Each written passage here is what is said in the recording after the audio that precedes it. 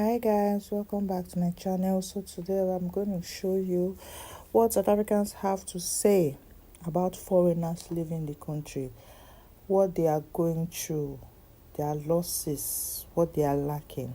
Let's go there.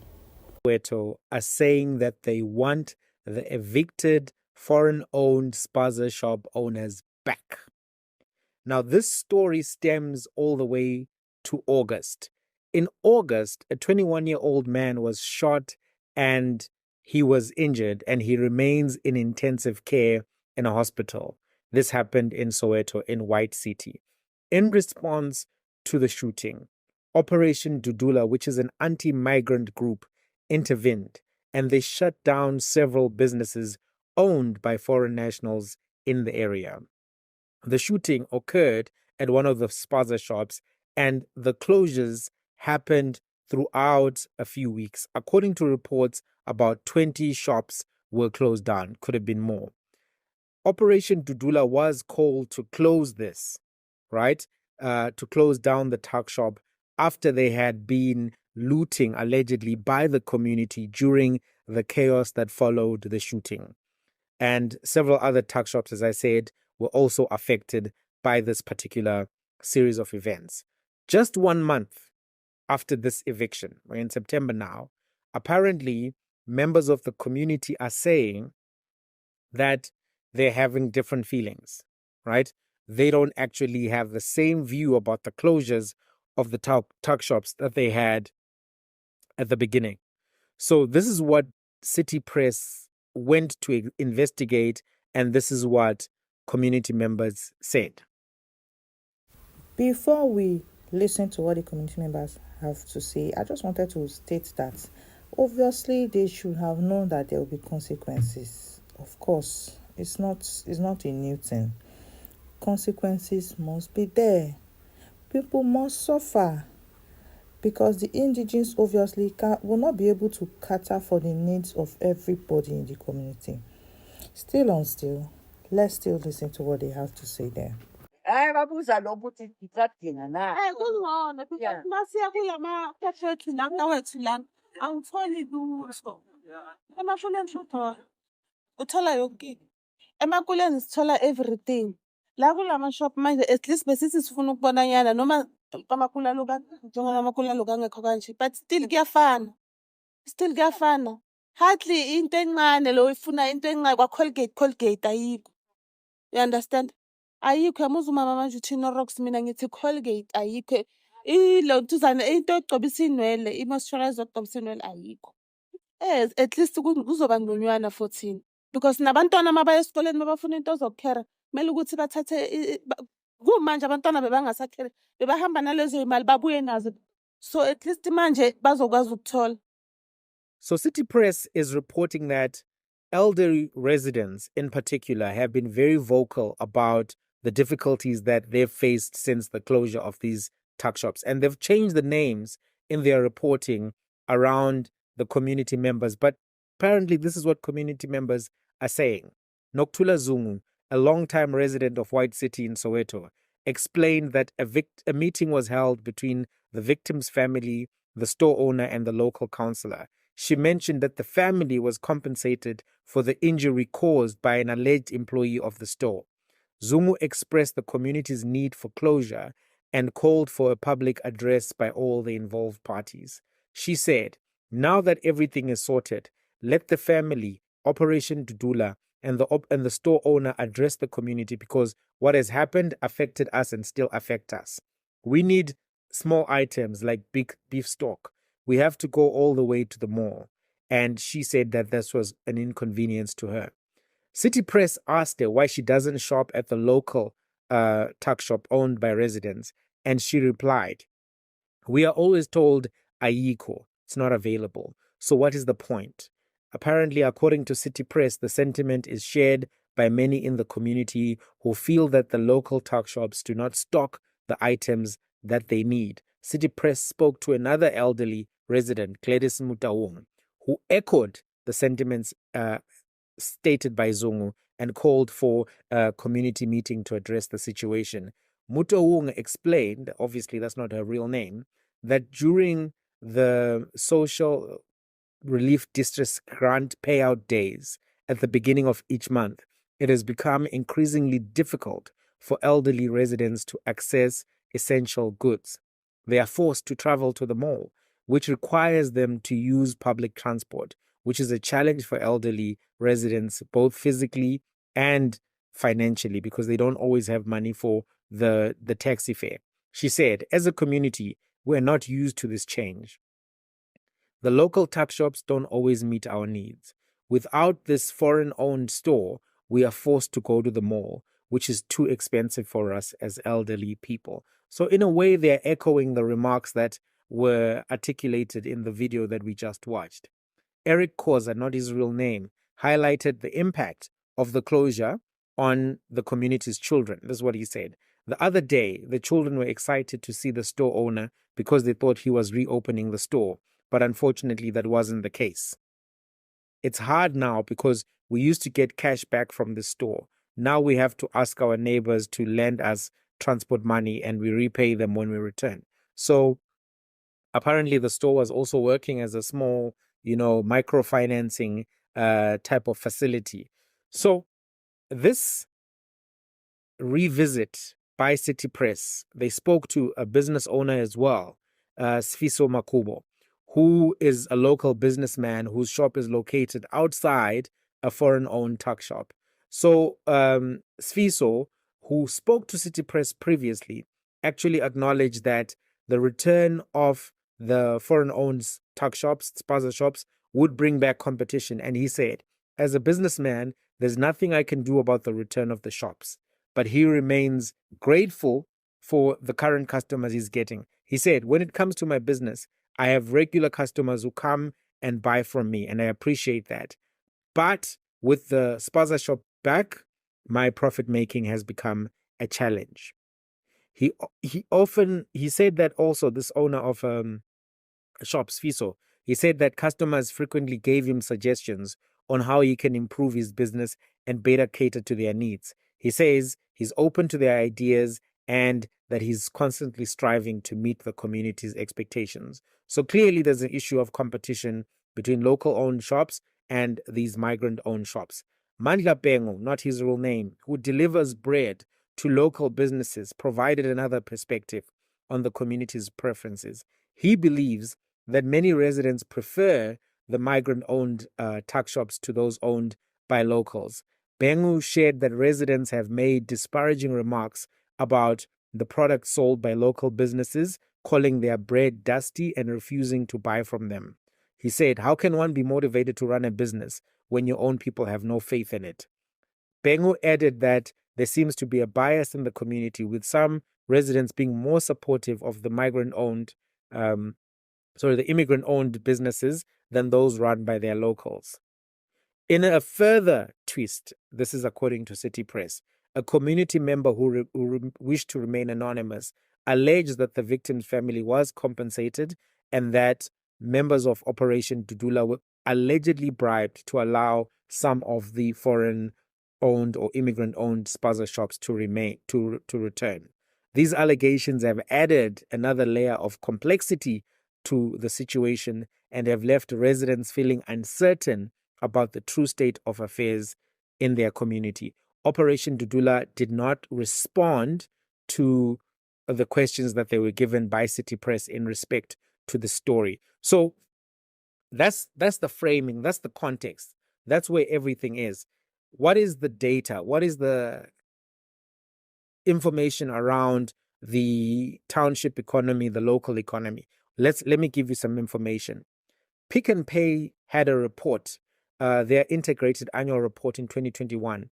And in this 2021 integrated annual report, they said that the country's total grocery retail market has an estimated value of 900 billion rands. And this is in 2021, with about 60% of the market considered formal and 40% considered informal.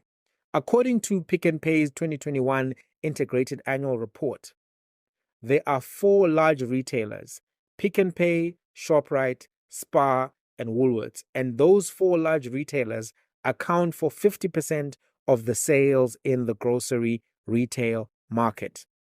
Pick n Pay estimated that it has almost 10% share of the total market and about 16% of the formal market. They didn't give a definitive number on how much they have in the informal market, but you can basically calculate that part of their share is within that informal market, so to speak. And I'll explain how that works. So the 2021 South African Township Marketing Report found that spaza shops contribute 5.2% to South Africa's GDP, and they employ 2.6 million people. So it's a large share of the economy, and it's not insignificant to the retail economy in and of itself, as you can see from the data. So, some thoughts, some reflections. Number one, the township economy should be owned by South Africans living in the township. Local economy should be locally owned. That's how you grow wealth in those communities. That's how you create opportunities in those communities. That's number one. Number two, there's a lot of potential in the township economy, the local economy, but many people are not able to access it because they do not have access to capital. And there's lots of competition from the big retailers, the big four that we spoke about earlier, and they are also trying to go into those spaces. Some more data.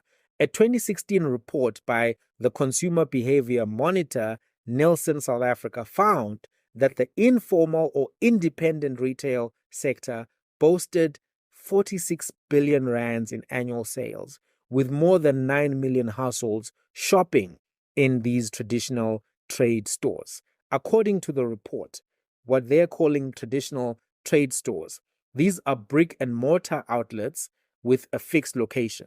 So they exclude hawkers and tabletops, and these stores are informal and independently owned. So they cover stores such as the spaza shops, okay? So we can now get a clearer picture of the size and scale of this market. 46 billion in annual sales in 2016. That number has obviously gone up, but this was the data that I could find. Right.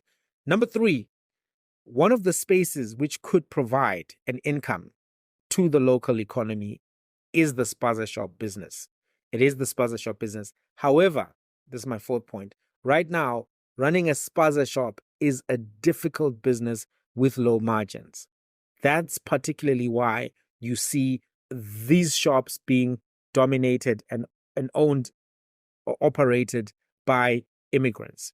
Number five, immigrant shop owners often make a lot of sacrifices to be able to keep those kinds of shops running. They often have family members working there for free, working for long hours, for no pay, and they also try as much as possible to find ways to get value off the 20 cents, the 50 cents, the 1 rand differential. Sometimes they live in those stores as well to avoid having to pay rent on accommodation so that they can, maximize their profits. The business in and of itself is a low margin business. You have to get high volumes of sales at low margins to be able to make it work. And it's a very difficult business to operate. And the only way that they are able to sometimes do this is by having these very harsh working conditions for themselves, for their families, right? Number six, my point that I want to make, sixth point. In general, migrant communities are willing to do this kind of hard labor, low wage type of labor because they don't have many options and they cannot access many other types of jobs which require documentation. This is not necessarily unique to South Africa.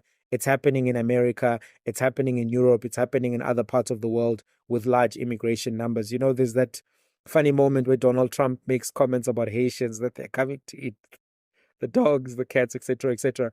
There are a lot of sentiments around the world around migrant communities, and there's a lot of tension around issues pertaining to them.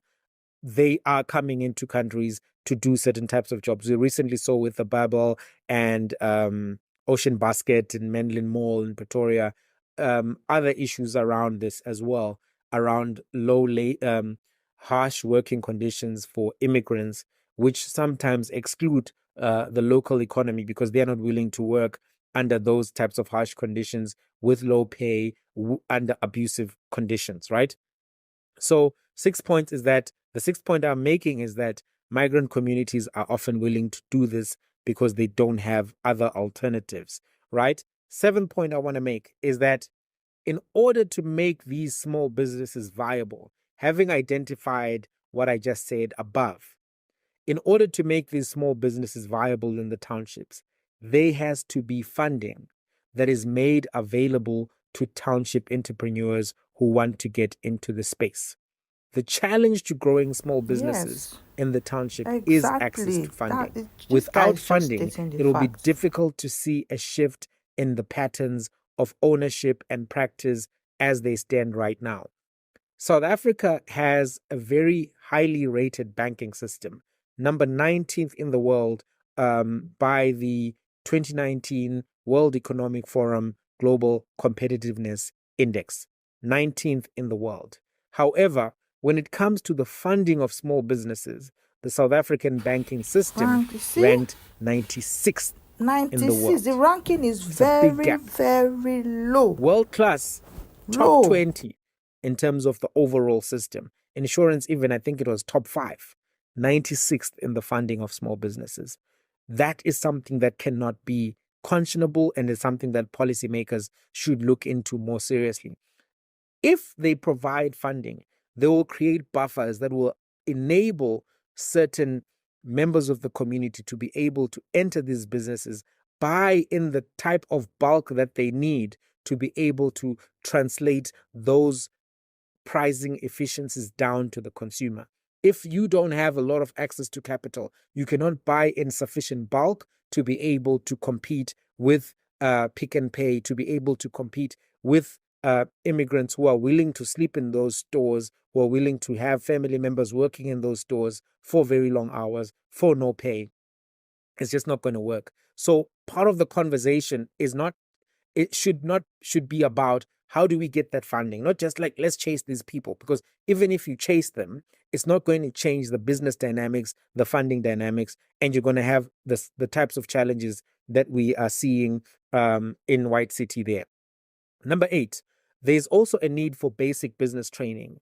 Some of the things that are causing challenges are things that can be taught: merchandising, stock taking, customer relations, bookkeeping, quality control. These can be taught to community members who are interested in participating in this spaza shop economy. And I think the obligation does rest with the government to provide this kind of education, because sometimes people dropped out of high school, people didn't get educational opportunities. They want to be part of this business. They're Yes, showing part of interest. it. Provide them with the Exactly. resources. I think it's good. It helps the local economy. It brings competition into the local economy. As such, it's a government obligation. Of course, some people can go and learn this stuff on their own, but the kind of people often who can access this information are not in the spaza shop business No, and they are are in not. other businesses if They are they're not. entrepreneurs. So in order to make these businesses successful, people who are in that space, interested in that space, train them, equip them, give them the experience.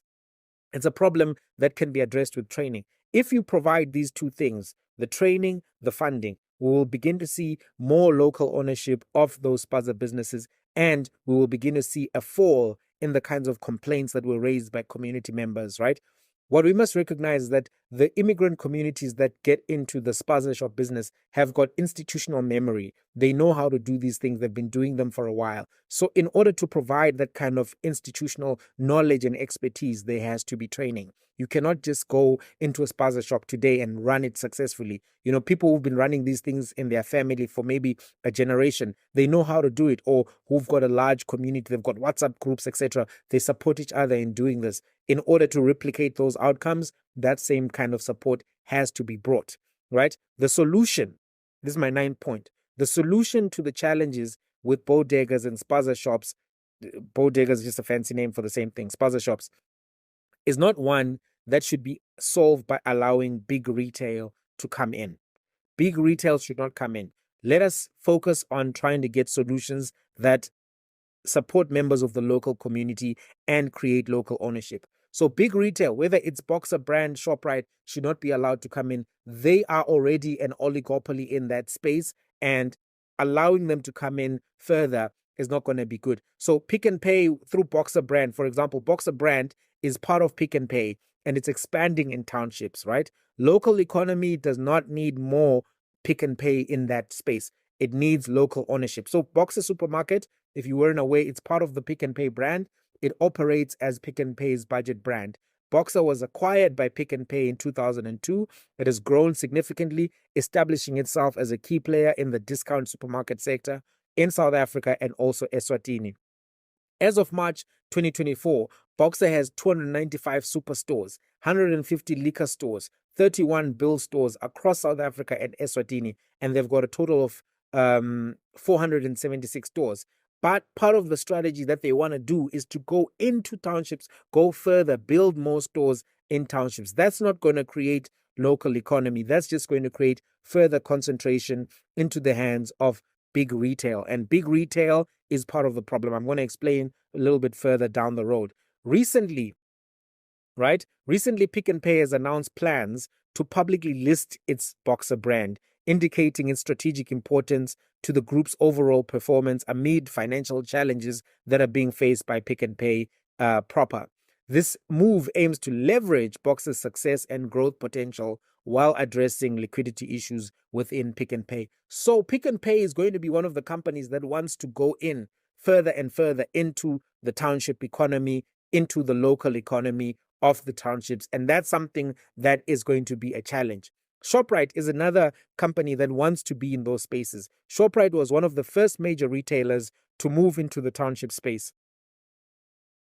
It opened its first supermarket in Dobsonville, Soweto in 1995, and since then the retailer has always had a presence in the townships. It accelerated its expansion into the townships with ShopRite USave in 2001. USave has small format stores that offer a limited range of basic foods at low prices to lower income consumers.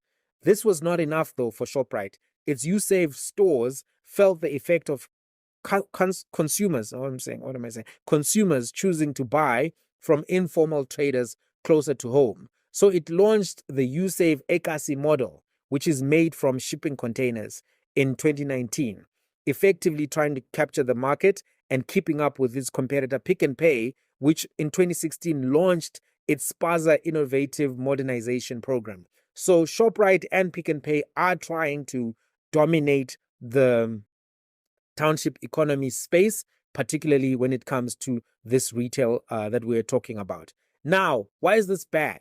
The Competition Commission released a report into competition dynamics of the South African grocery retail market in 2019. And this is what it found. It found that big retailers' expansion into the townships is partly to blame for the failure of spaza shops and independent retailers. Let me read that again. The Competition Commission released its report into competition dynamics of South Africa's grocery retail market in 2019.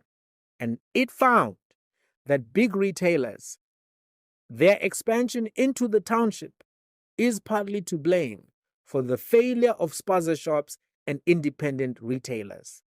It's a big finding. So one part of the conversation has looked at the documentation status of the operators and owners of the spaza shops. But a large conversation also needs to happen around the issue of the supermarket chains trying to get into this space. And there's a report already by the Competition Commission saying that this is causing the failure of spaza shops and independent retailers. And I've shown you now, timeline-wise, how ShopRite, how Pick n Pay are trying to get into these spaces further. So my concluding remarks are the following.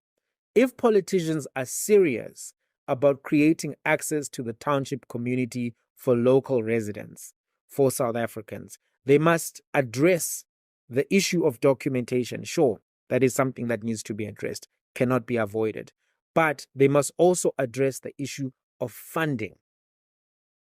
They must also address the issue of business training. But equally, they must address the issue of dominance of retail by a few companies and the effect that that has in areas such as the townships. They must address the issues raised by the Competition Commission, because the problem is not just Abo my friend. The problem is Abo Pick and Pay, Nabo Shoprite. And we need to talk about all of them to have a genuine conversation. Till the next one. So guys, we have listened to his own opinion. You have listened to my opinion. Let me hear your own opinion in the comment section. Let's talk about this extensively. Thank you for watching, guys. Please, if you've watched up until this moment, thank you so much. Please do well to subscribe to my channel and give my page a thumbs up. Don't forget to share this video so we can have more interactive comments in the comment section. Bye. Mwah.